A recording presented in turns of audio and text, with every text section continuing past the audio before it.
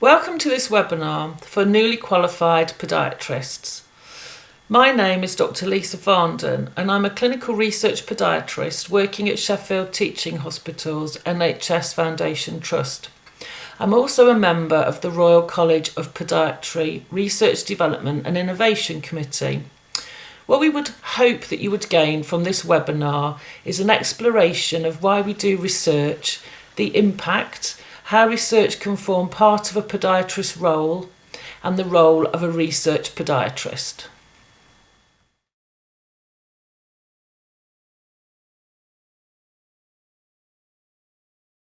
All those advances that have transformed the NHS since 1948 have only been possible because of research, the process of discovery, innovation and development.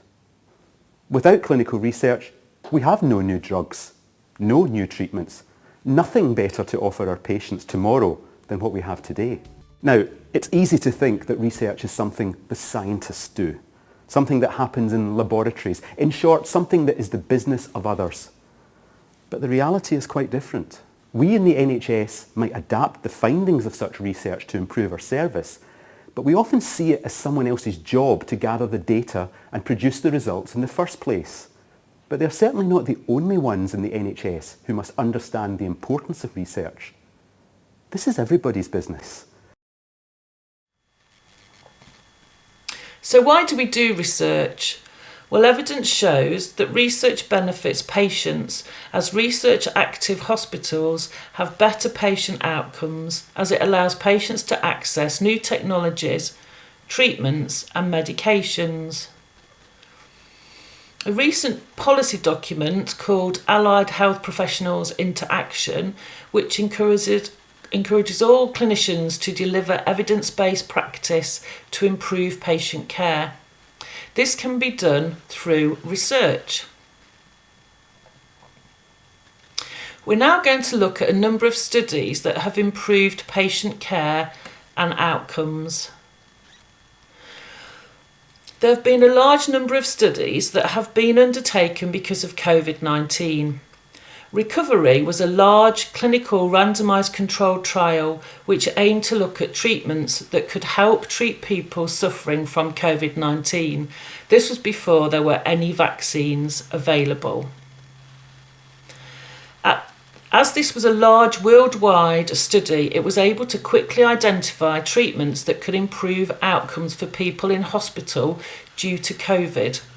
A steroid and an anti-inflammatory drug gave improved patient outcomes.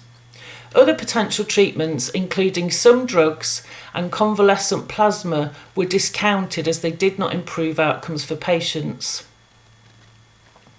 I would now like to introduce Jane Nixon, Professor of Tissue Viability and Clinical Trials Research at the University of Leeds. So when we're asking questions about what treatments are best, there are established clinical trials pathways from the discovery science end with studies in laboratories and sometimes using animal models, through to large-scale clinical evaluation, and the clinical evaluation spans early phase, first-in-man work with small numbers of patients, and that's largely about safety. And then as we progress up the phases, phase 1, phase 2, to the large phase 3 trials, which is what we generally see in the NIHR Research Portfolio. And by the time we get to phase 3 trials, we're comparing interventions and asking questions of effectiveness.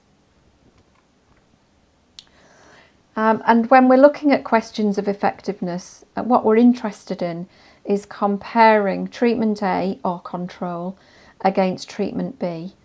And we would normally expect these studies to be randomized. So we have a diagnosed condition, we have patients who are eligible and consented. We then randomize those patients to treatment A or treatment B. And that means that we then have comparable groups.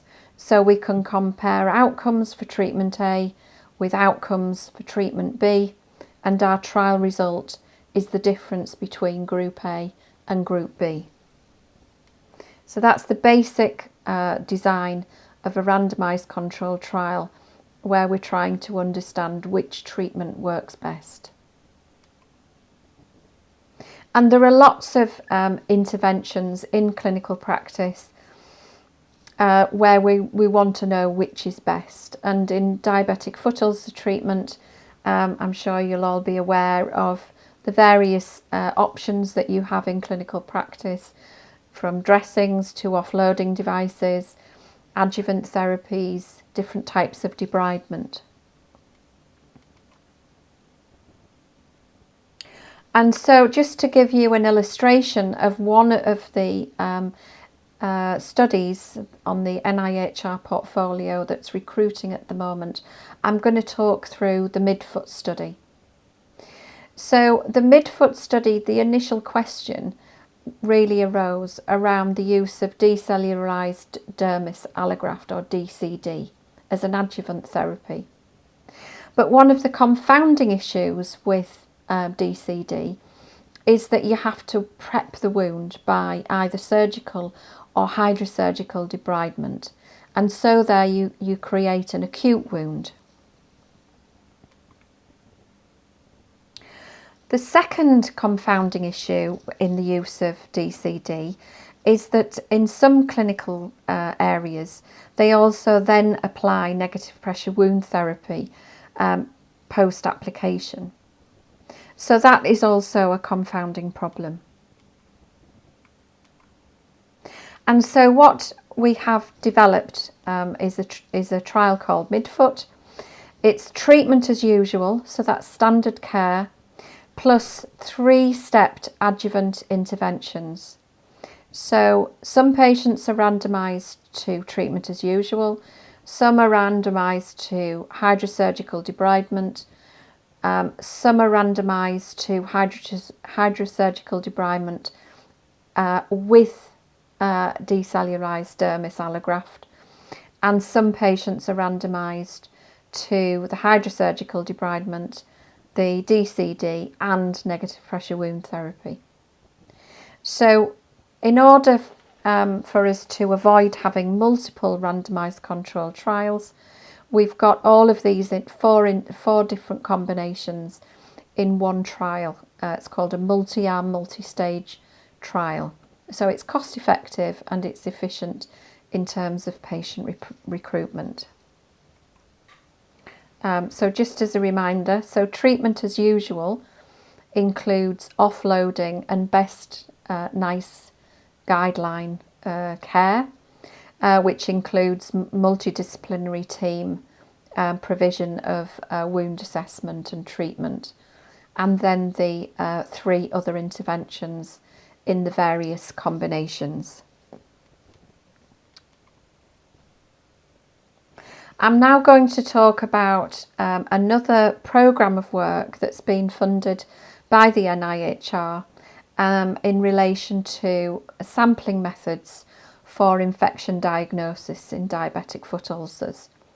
So the HTA commissioned a systematic review.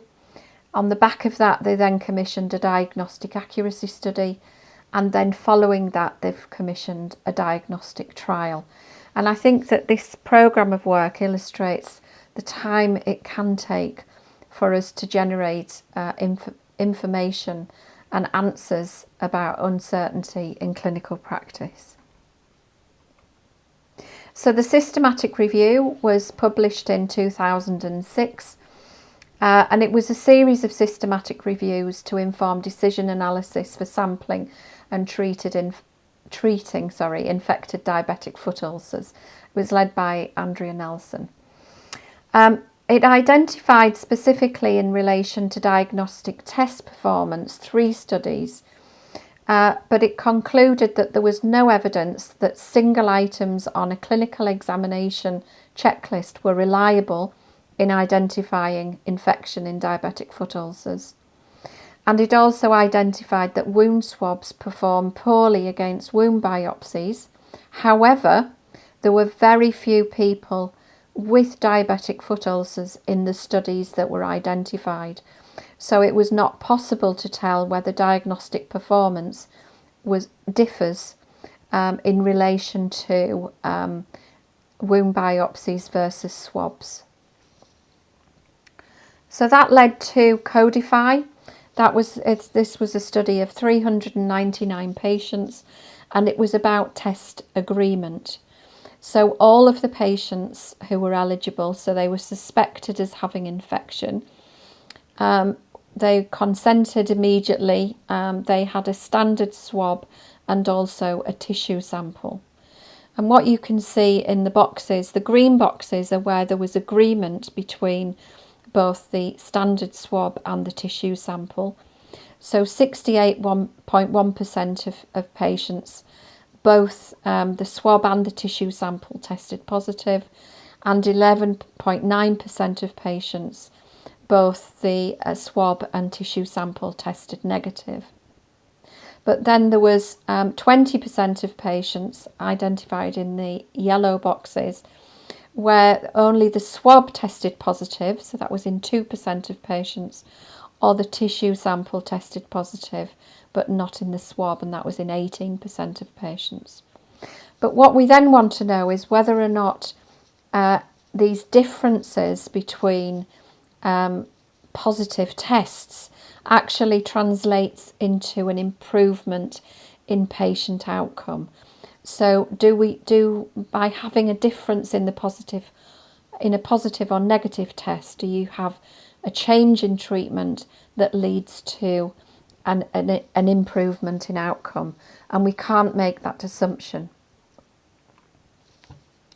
So the third study in this programme of work is a currently active study in the NIHR Portfolio. It's Codify 2. It's in progress. It involves patients with suspected infection. The intervention is the tissue sample, the comparator is the swab, and the outcome is time to healing. We've got an a priori sample size of 730 patients, and we've recruited just over 100 patients so far. Recruitment was ahead of target in March 2020, but we've obviously been impacted by the COVID pandemic, not because these patients are not available. We know that they are. Patients are still have diabetic foot ulcers and have suspected infection, and in fact we know that they are delaying coming to clinic, so infections are more severe, but we've been unable to recruit because the research staff have been diverted elsewhere. So I hope that I've provided you with a flavour of some of the work that's been going on in the NIHR portfolio that's directly relevant to podiatrists, and I encourage you to get involved in either of these trials, the Midfoot trial or the Codify 2 trial, and to get in touch. So thank you very much and good luck with your professional development in the podiatry field. Thank you. The Health and Care Professions Council's standards of proficiency include the ability to analyse and evaluate information, to use research to determine appropriate actions, and to use research to evaluate and inform practice.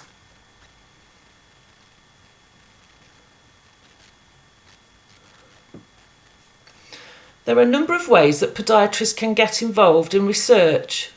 Through studying for higher degrees, masters and PhDs, internships offer an opportunity to get some research experience, and if you work in the NHS, contact your research and development department that may be able to offer support and training opportunities. The Royal College of Podiatry has a research strategy which encourages clinicians to increase their research skills to increase capacity and capability.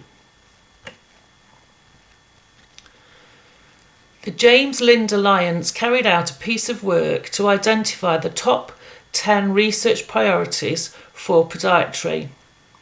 Can you think whether any of these would fit into your practice, or which ones would be the most interesting for you to be involved with?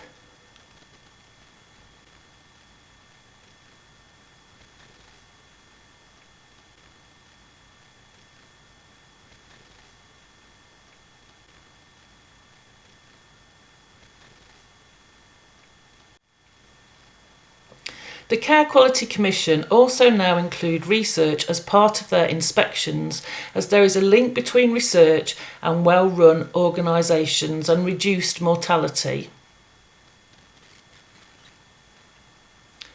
Research also forms part of the National Institute for Health Research Vision and Strategy. And the NHS Constitution includes giving patients the opportunities to take part in research studies if they fit the inclusion criteria. We've already mentioned the HCPC standards for proficiency that includes developing and using research skills and knowledge. As part of the biannual audit of registrants, they are required to demonstrate continued professional development, which can include taking part in research as part of a journal club, undertaking training and delivering research interventions as part of a study. There are many different roles that podiatrists can get involved in. Take a look at this list and see if there are any that you think you would like to be involved with.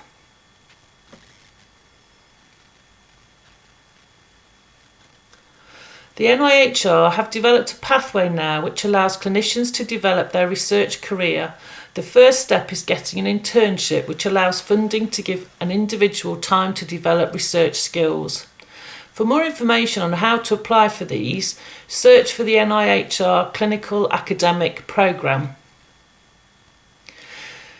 We will now listen to a number of different podiatrists at different stages of their research careers and how they got there.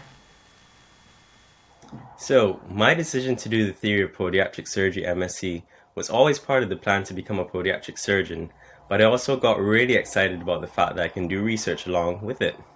This was in the form of a dissertation within a surgical department in the NHS Trust, and it afforded me the opportunity to do clinical research while on placement, and I was getting that practical as well as still adding to the clinical research database of that trust and also the podiatric surgery knowledge database in general.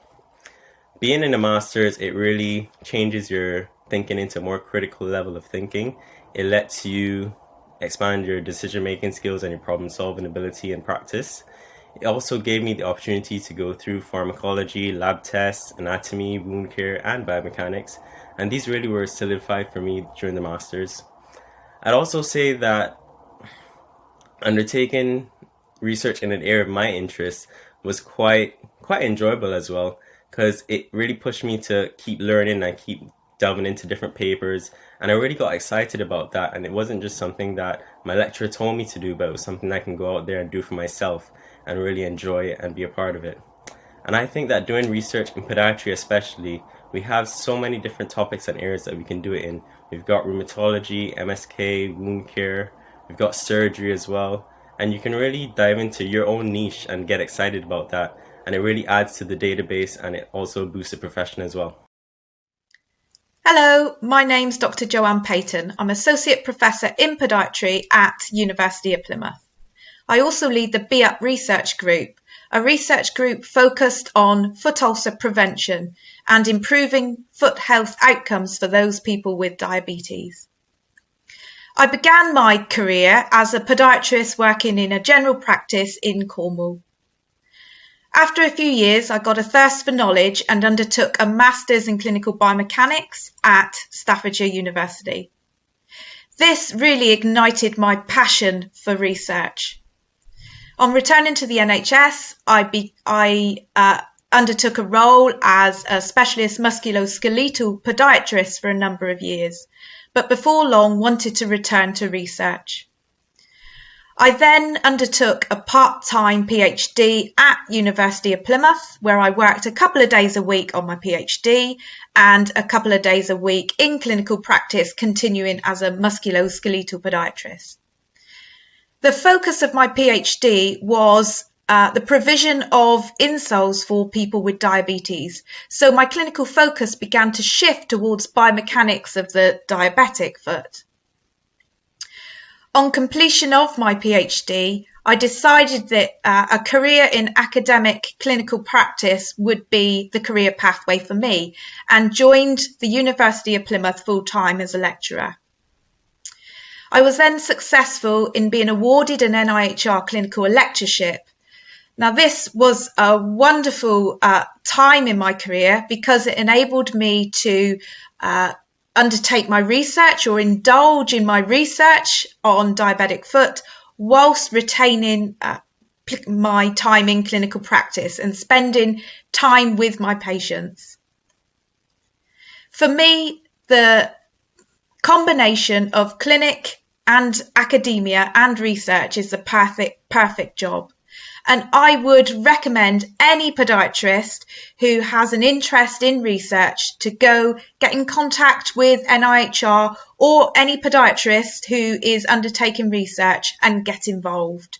It's really satisfying, and ultimately you gain to improve your clinical practice and foot health outcomes for the patients you serve. Hi, I'm Lindsay Terry. I'm a senior clinical academic podiatrist working at the University of Southampton and Solent NHS Trust.